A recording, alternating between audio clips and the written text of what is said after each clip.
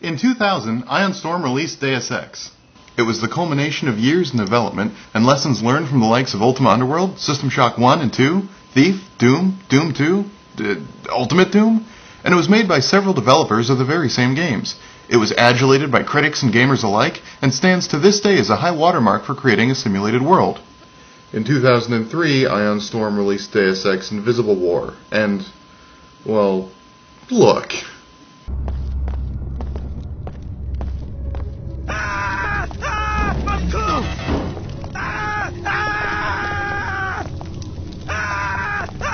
I'm cooked! Oh, God. Where do we start?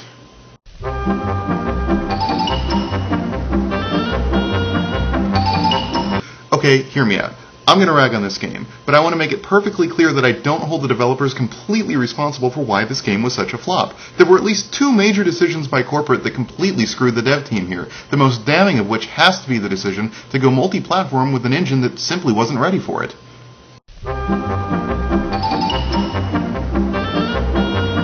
Yes, the decision was made early on to go multi-platform, releasing both on the PC and the original Xbox. Unfortunately, this meant that the game's levels, and textures and animations and game state and anything else the game needed to run, needed to fit within the original Xbox's 64 megabytes of RAM. This meant that the levels were small. Like, small apartment in downtown Tokyo small. Don't believe me? Well, take a look at this. Can you guess where this is? It's downtown Seattle. What are there, like 5 guys here, max? There's no roads, no streets, no transportation. There are no stoplights, no anything. It's a couple signposts and a walkway. This is supposed to be the downtown metropolitan area that houses companies like Valve and Microsoft? Seattle doesn't look anything like this. And what's this? It's a major metropolitan airport in the middle of downtown Seattle. An international airport even. I mean, you take a helicopter from here to Cairo. It's completely ridiculous. It's what, a hallway and 2 minor rooms? One that's a management wing and one that's a waiting room? There's no security checkpoints, there's no baggage claim, there's no terminal, there's no check-in.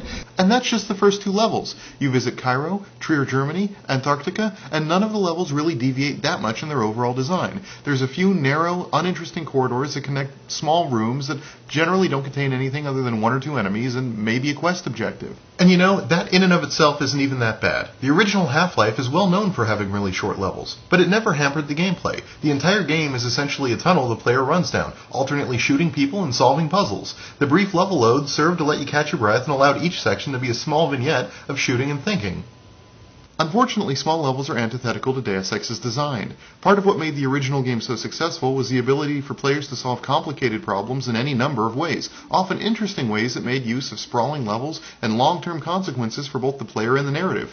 Take Liberty Island in the first game, for example. You can perform a frontal assault of the statue, go in from the back, and enter from 3 different floors. There were optional secrets to find at the docks, in a supply depot behind the statue, and next to the entrance to the UNATCO headquarters. You can beat the level by capturing the leader of the terrorists or by killing him, and your overall approach to the mission had consequences with your relationships later on. Paul wanted you to let as many people live as possible, and Anna Navarro would judge you as weak if you didn't kill everyone. You were a little out of line up there. I don't understand. We could have learned a lot from their leader. He wasn't cooperative. And I'd remind you that that's just the first level of the game. In Invisible War, that sense of freedom and that burden of consequence are completely lacking because your decisions are now immediate instead of long-term. Instead of being able to approach an objective from various angles in an environment that's designed to reward all sorts of play, players are now expected to make very simple decisions that will only affect them for the next 10 or 12 feet. For example, listen to this guy, who I suspect is a self-insertion character from one of the designers. Is there another way out? I guess this room might have a ceiling vent or something, but that won't do me any good. I'm claustrophobic. If you've got a multi-tool, you might try hacking the control panel next to the beams, or disable it with an EMP weapon, or something else that might work. Just blow the whole thing up with a grenade. So many choices! Except the reality is kind of banal. The choice the good doctor refers to involves one of 2 things, either moving this barrel and going through that vent, or disabling these 2 gold bars. First, let's approach this the obvious way, by using a multi-tool to disable the bars.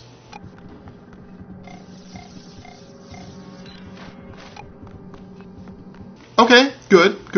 Now let's mix it up a bit and play stealthily by going through the vent. Alright, we're sneaking around, going out the vent. Where are we going to go? Oh, what the hell! We went 3 feet out of the way! And while that example does occur rather early in the game, the unfortunate reality is that that's indicative of almost every choice you have to make in this game. Small levels serve to restrict the core gameplay. Players are forced to make minute-to-minute decisions about how they're going to get across a room and not how they're going to assault a building. And once you've got across the room, it doesn't matter if you use stealth or guns, it got you to the same place, and as soon as you reach the next level load, you'll just be making those same decisions all over again. So yes, going multi-platform with the engine they had meant that the game could never embrace choice the way the original Deus Ex could, regardless of what the dev team may have tried. This was a decision made by corporate that forced the game to be what it is. Which brings me to my next point.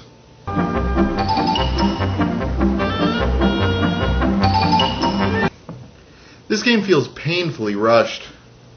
So rushed, in fact, that the game actually has to shut down the client and boot up again just to change levels. I'm serious. I couldn't figure out how to record it in Fraps, but the first time this happened to me, I thought the game had crashed. Every single level load triggers a 5 to 10 second stop at your desktop. And with levels this small, you'll be stopping at your desktop a lot. Occasionally the AI will run into walls. The interface was clearly designed for a controller, not a keyboard and mouse, and it's just a nightmare to use. You have to click on each individual item you want, then click again to move it or drop it. There's no such thing as dragging and dropping in this inventory. You have to click it to select it, then click again to do with it what you want, and then you can click another object to select another object or exit the inventory. It is maddeningly tedious. And the model proportions aren't constrained on ragdolls, leading to some of the most extreme breakdancing you'll ever see. Not to mention the fact that the game crashed on me at least 4 times during the making of this review. I mean, the game is so buggy and so unpolished and so unfinished that... Wait, when did this game come out?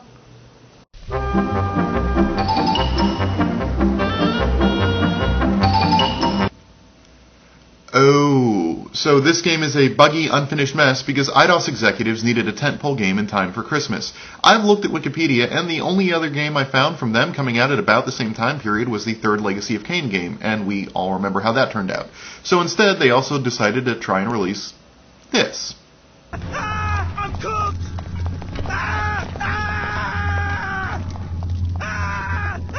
I'm cooked! Yay. Go team.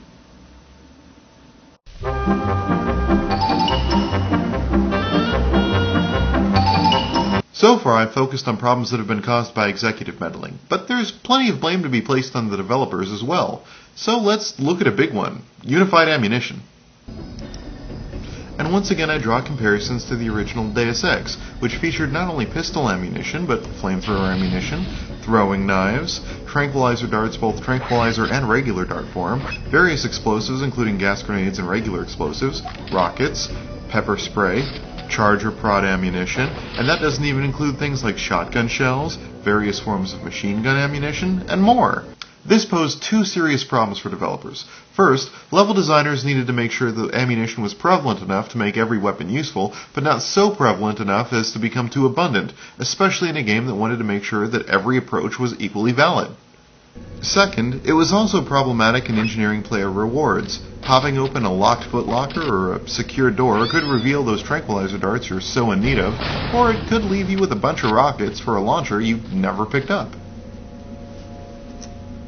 So at least on paper, unifying ammunition made sense. Now your level designers don't need to worry if level 8 had enough rocket launcher ammunition and not enough shotgun shells, and your players would be guaranteed to get rewards from crates and locked doors that actually benefited them. How could that possibly not work? Well, first, let's look at a game that did ammunition unification properly.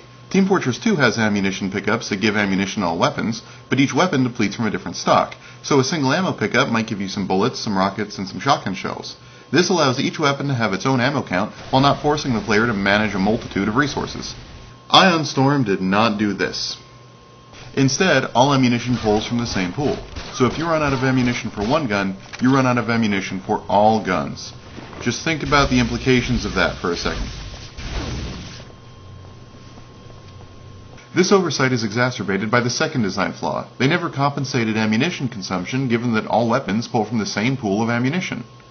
A decent comparison here is mana in Diablo or Torchlight. To compensate for the fact that basically every magic attack pulls from a single ammunition source, mana potions are plentiful, able to be purchased in stores, some items help you regenerate mana, and sometimes mana itself will regenerate on its own. Invisible War does none of these things. The end result is that ammunition is overly scarce, and even if you manage to stockpile it, you're still going to burn through it all after 1 or 2 rooms of combat. And honestly, I can't tell if that's intentional or not. On one hand, it certainly forces players to experiment with some of the more creative tactics, but on the other hand, it's ham-fisted and sloppy design. Alternative playstyles should be rewarding for their own sake, not shoved down players' throats because you made gunplay so unbearably awful. Which brings me to another point that's kind of hard to argue with just video. This game's kinesthetics suck.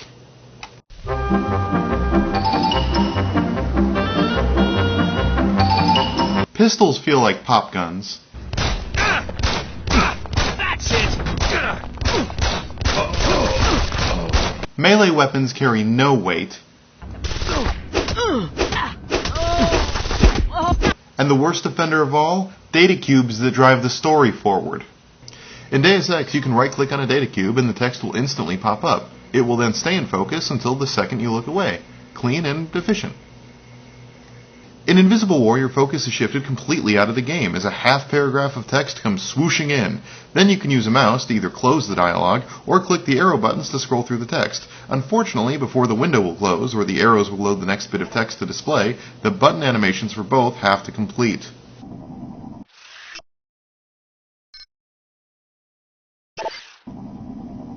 Trust me, all of this feels a million times clunkier than it looks, and it's the primary reason I ended up skipping most of the data cubes in the game. And speaking of things that I skipped, did you know that there's a super fun dialogue before every single weapons-free zone in the game?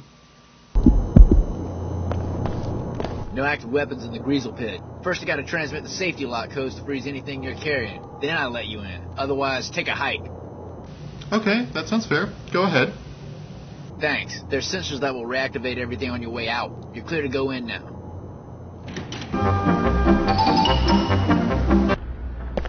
This is a weapons-free zone. To enter, you must submit to a deactivation procedure. I'll transmit the encrypted safety lock byte codes to freeze all your weapons on or in your person. When you leave, sensors will reactivate everything you've got. Okay, just do it. Thanks, you're clear to enter now.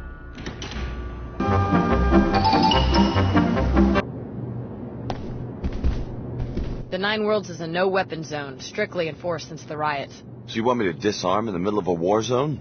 No, you've just got to consent to the standard deactivation procedure before entry. I'll transmit the encrypted safety lock byte code, which will effectively freeze all your weapons. Sensors at the exit will automatically reactivate everything you're carrying when you leave. I know, okay? Just turn them off so we can go inside. Just do it! Thanks for your cooperation. Come on in. One of the things this game actually manages to do okay is the story. Narrative has never been one of Deus Ex's strong suits, so the bar was never set that high. But the game does manage to have a story that is thematically relevant to everything in the Deus Ex universe, and it manages to wrap up all 3 endings from the first game into one cohesive universe, which is no small feat.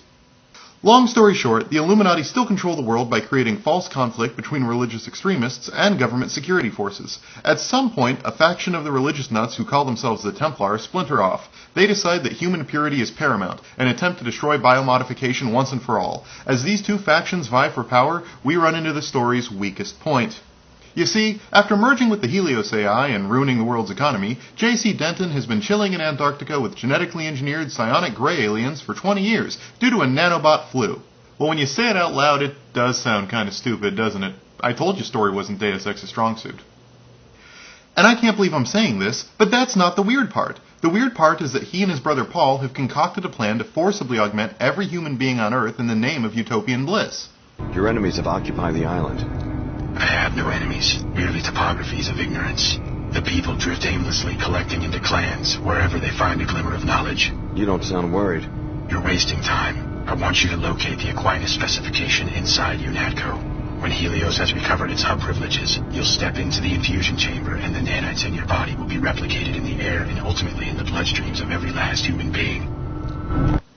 You heard it here first, folks. J.C. Denton is now a supervillain. Welcome. It's hard to believe that our hard work is nearly done. Are you sure we can trust JC, even after the merger in Antarctica? Have you looked around? All he's done, I have to wonder about his sanity. This is what we've been working toward ever since I uncovered the truth about UNATCO and MJ-12, even if I didn't realize it at the time. I trust his vision. He intends to give every human being a nanite infusion. That doesn't seem drastic to you? His vision isn't easy to comprehend because he's operating on a higher level now. We just have to trust his wisdom, and soon we'll all share in it. And this is where the narrative sort of falls apart. There are three factions you can side with. Either the religious extremists who hate all technology, the religious cultists who believe the technology is our savior and we need to infect everybody with nanobots, or the shadowy, dark puppet government of the Illuminati. Yay, choices!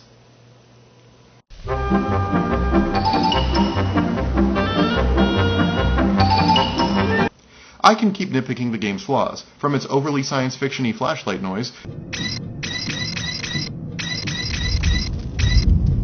to the utterly disappointing upgrade paths of your augmentations. Ultimately, though, the game's biggest problem is that it fails on every level. There isn't a single mechanic that really works, and every choice you make fails to feel resonant or true. The game came about under tumultuous circumstances at a time where cross-platform development was in its infancy. Think about it. Only in the past 5 years or so have simultaneous PC and console releases been commonplace. In the 90s, PC to console or console to PC ports were always aftermarket jobs. Remember StarCraft 64 or Final Fantasy VII on the PC? Invisible War is one of the first attempts for a AAA game to expand its potential audience by being developed simultaneously for both the PC and the console. Unfortunately, the game shows those growing pains. I haven't played Deus Ex 3 yet, but the buzz from the leaked alpha has been really positive. Here's hoping that when it comes out in August, we'll see a game that has learned from its predecessor, both in terms of design and development methodologies.